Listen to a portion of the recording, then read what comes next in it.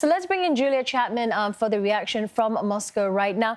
Julia, NATO has solely blamed Russia for the treaty's demise. What's been the Kremlin's response?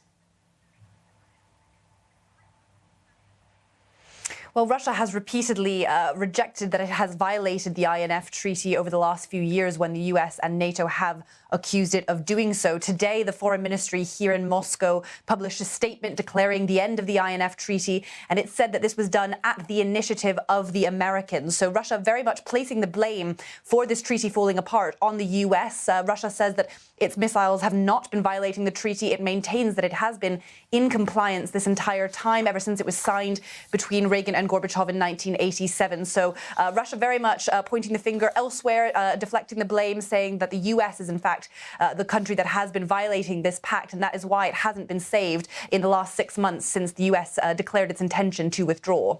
Well, there are fears that with the treaty gone, Europe could once again be in the hot seat, with both Washington and Moscow building up its nuclear arms there. But Russia seems to be trying to avert that.